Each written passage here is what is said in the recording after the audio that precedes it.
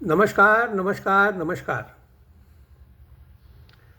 आज का यह खैर छोड़िए, नंबर को नंबर में क्या रखा है, आंकड़ा तो आंकड़ा ही होता है। मुझे एक दो लाइन एक गाने की सुनाने की बड़ी इच्छा हो रही है। हम मराठी में इसको हुक्की बोलते हैं कि ऐसी हुक्की आ रही कि मैं आपको एक आध गाने की लाइन सुनाऊं। मैं धीरे से घुस जा यूपी मेरी कांग्रेस, धीरे से घुस जा यूपी में, धीरे से घुस जा यूपी मेरी कांग्रेस, धीरे से घुस जा यूपी में। बहुत पुराना गीत है, मैंने सिर्फ तर्ज का इस्तेमाल किया है। सबसे पहले इसको के.एल. सहगल साहब ने गाया था, उसी के ऊपर फिर किशोर दा ने भी गाया, और मुझे भी ऐसा लगा कि हाँ, ये ऐसा कुछ मैं अपना मैसेज आपको इस गाने के रूप में दूं, तो उस हिसाब से मैंने इसमें मॉडिफिकेशन किया। क्या कांग्रेस को यूपी में घुसने की बड़ी, हालांकि अभी तक कांग्रेस यूपी से साफ नहीं हुई है और ना ही मैं ऐसी कामना करता हूँ, कांग्रेस बड़ी फली फूले। अब बात यह है कि राजनीतिक पार्टियाँ यदि जनता के विचार, जनता की इच्छा यदि भाप ले तो उनको आगे बढ़ने से कोई रोक नहीं सकता, ऐसा मेरा सोच है। अब कांग्रेस वहाँ यूपी में आने की कोशिश कर रही है अच्छे तरीके से, तो उसके लिए उन्होंने जो रास्ता अपनाया वो मुझे कुछ ठीक नहीं लग रहा है। क्या हुआ, एक शारदा पीठ के शंकराचार्य है स्वामी अविमुक्तेश्वरानंद जी। ये वैसे शारदा पीठ के जो पहले के शंकराचार्य थे, स्वामी स्वरूपानंद जी सरस्वती परम पूजनीय, उनके शिष्य रहे हैं।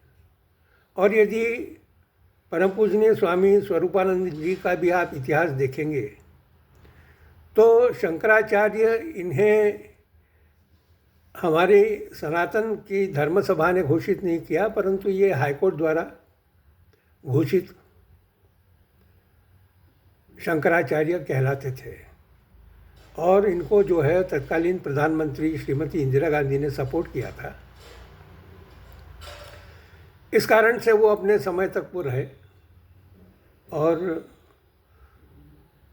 उन्होंने जो भी कुछ था वो अपने बयान या जो भी अपने विचार जो वो प्रकट करते थे, कुछ छोड़कर एक्सेप्शनल केसेस में, पर वो एक्सेप्शंस भी कांग्रेस की राजनीति के अनुरूप होते थे, जहाँ पर वो चाहती थी कि नहीं हाँ, ये बयान इस तरीके से होना चाहिए या नहीं होना चाहिए, जो भी कुछ बात है।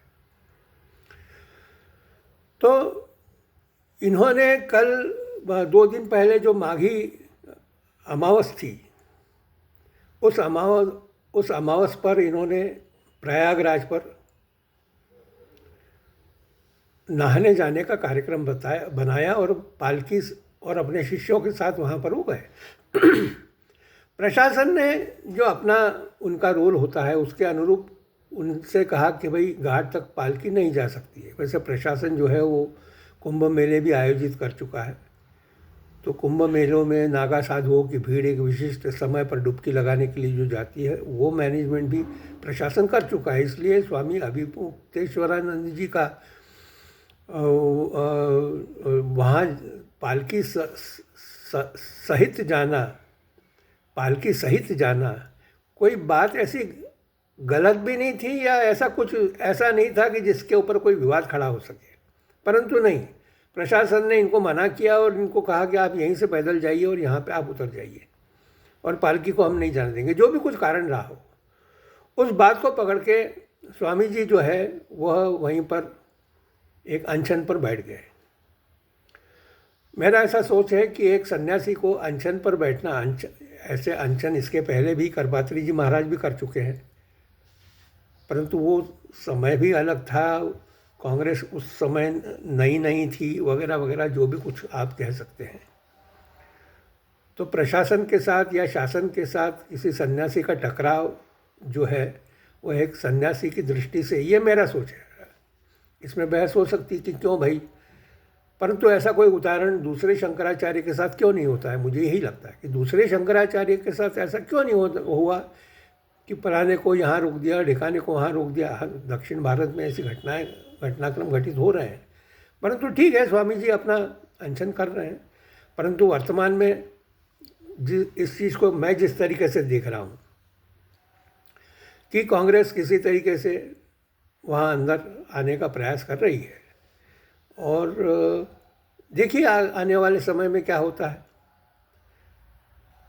तो ये मैं स्वामी जी का जो प्रयास है, इसको मैं कांग्रेसी प्रयास मान के चलता हूँ कि धीरे से किसी तरीके से वहाँ पे घुसना, मुद्दा उठाना बात भी सही है। मुद्दे बनते ही इसलिए है कि वो उठाए जाएं, उठाते रहे जाए समय समय पर। बाकी आप समझदार हैं, जनता समझदार है। मैं अभी जो बात कर रहा हूँ जनता से ही बात कर रहा हूँ। तो ये बात है। नमस्कार, धन्यवाद, जय श्री राम।